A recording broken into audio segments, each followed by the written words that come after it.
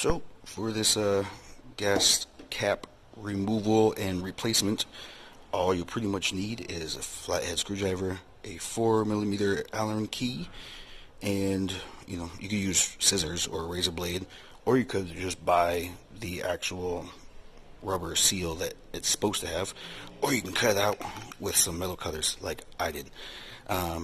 Okay, on to the next part. Alright, so this is going to be the world's worst informational slash tutorial slash what to do and not to do when it comes to replacing your gas cap with a key lock for a 2006 R6S. Okay, so the thing is I bought this bike a little over a month ago, and it only came with one key. I just so happened to lose that one key, so I was like, I need to replace the ignition switch. Along with that, it's the same key for here, and for here. I have already taken out the lock for the back seat with what I thought was a replacement lock. The replacement key switch that they gave me is for a cable lock, and this one is a lever system.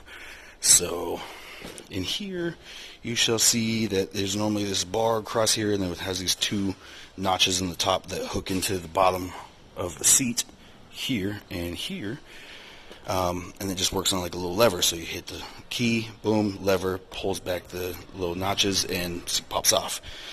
The replacement that I got via Amazon, and it was incorrectly listed, which I will be telling them very soon, is a cable system. This is not a cable system backseat lock. So for the time being, this is just sitting there. Anyways, with that being said, I didn't want to do the ignition switch yet because that involves a lot of extra work. So on to the point of this video is the gas cap. I took off the old one, which was a pain in the ass because I didn't have the key. You need the key to open it up and then take that bolt out, which sits there inside. Okay, this is the new one. Don't mind that these don't match. Okay, so since I had to fucking snap this thing apart, you can see that there's only 1, 2, 3, 4, and there was 5 bolt holes, and this one has 1, 2, 3, 4, 5, 6, 7. These two and these two are just deceptive. This one, and this one were the main ones that actually attach to the tank, and those holes do line up, and this is the main important one anyways. If you are planning on replacing your gas cap, I hope you have an extra key. If you do not, it's literally as easy as a flathead screwdriver. Just jam that bitch in there and turn it to the right. So yeah, don't be going hijacking people's shit. Only thing is that because there's 7 bolt holes, even though these are deceptive ones, they do come loose and they do tighten up, but they just tighten up into threads that are built into it here and here, which means that there is kind of a metal barrel underneath this bolt and this bolt, which I thought I would cut the rubber lining, the gasket kind of that sits around here, to fit those. Right now I'm getting the issue of it not lining up nicely, so I'm going to unloosen that bolt again, pull it out, try to fix that rubber lining so it sits a little nicer. The other thing is now with this new cover, it won't latch into place without the key, and when you turn the key, it'll push this hammer down and then allow for this seal to sit right there on top of the gas tank, but you need the key now to open it and to close it. So just a heads up, if you guys are going to Amazon, I'll show you the link to the one I purchased. Also too, getting the original out is a bitch, and I took that flathead screwdriver and I pried it underneath there and I chipped my tank along the way. So just a little heads up on that. Heads up, the replacement will not come with this rubber seal or this little rubber cap for the vent on the tank. So make sure you are nice to all this upon removal, especially here, because you're going to need that. Sometimes if you fill your tank, you're going to need a little bit of a vent to help decompress some of that pressure that's going to build up, which is very important. So just keep that in mind.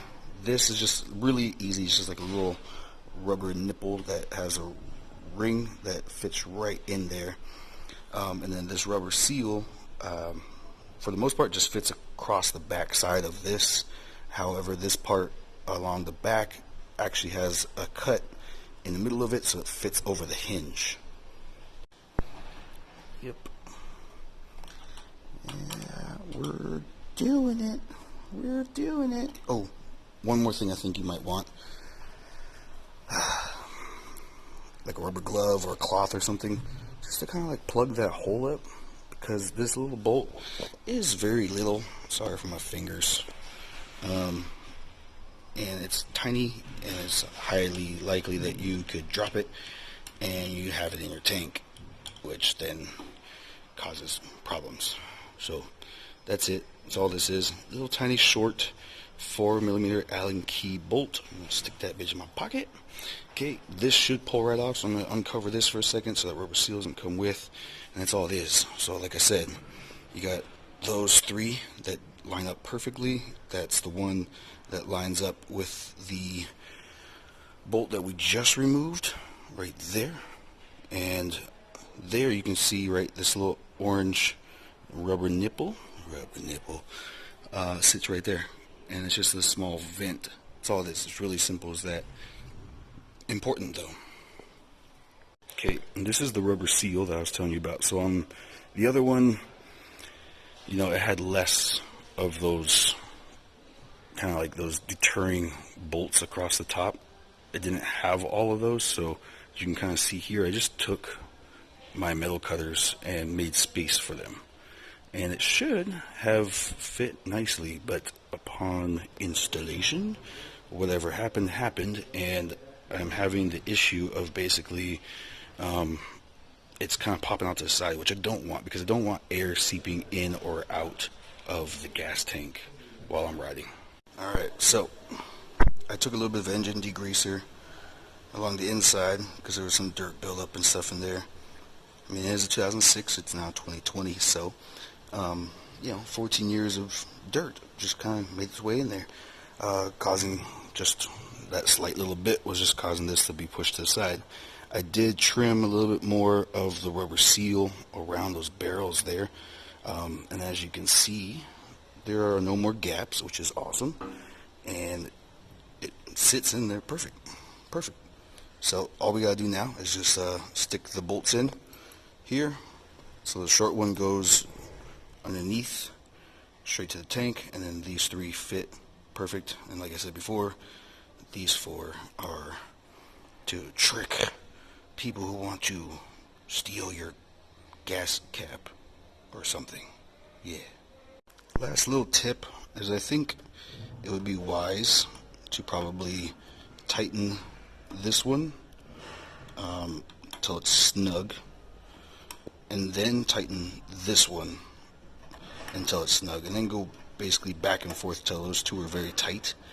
Since they sit on opposite sides of the actual fill, I think it would be a good idea to make sure that you're not causing any imbalance across the top side, which could allow for maybe air or gas to go in or out of the tank, especially when this is closed, because that would be bad.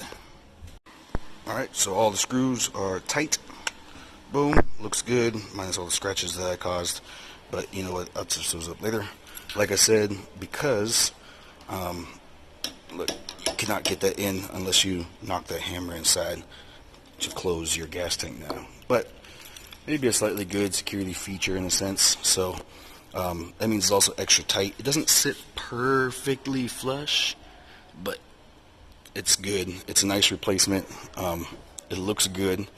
It doesn't have the Yamaha on it, obviously, because it's an aftermarket part. But wow, I really need to fix those.